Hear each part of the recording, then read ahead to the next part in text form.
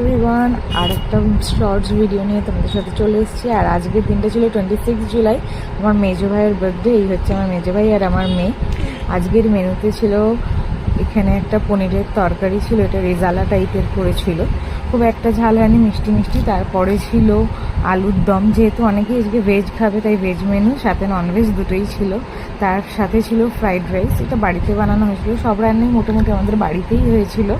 তার সাথে ছিল চিকেন কষা, আলু ছাড়া নর্মাল চিকেন কষা হয়েছিল। চিকেন কষার কালারটা জাস্ট দেখো, একদম কি দারুণ ইয়াম্মি হয়েছিল।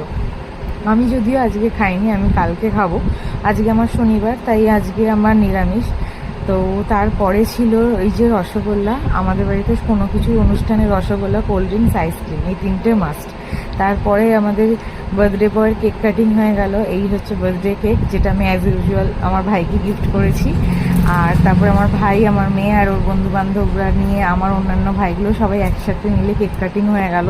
কেক কাটিংয়ের সময় আমার মেয়েকে নিয়েও কেক কেটেছে, বিকজ ওকে খুব ভালোবাসে। দুই মামা ভাগ্নি ভীষণ ভীষণ মানে ভীষণ বন্ডিং ওদের দুজনে। আর দুজনে দেখো আজকে টুইনিং করে পড়েছে স্কাই ব্লু। যাই হোক, কোইন্সিডেন্সলি সেটা হয়েছে। আর এই হচ্ছে পুরো পল্টন একদম। আর এই হচ্ছে আমার থালি। আমার যেহেতু ভেজ, তাই ভেজিটেবল চপ, আলুর দম আর পনির দিয়ে আমার ডিনারটা হয়ে গেছিলো। আর লাস্টে ছিল আইসক্রিম।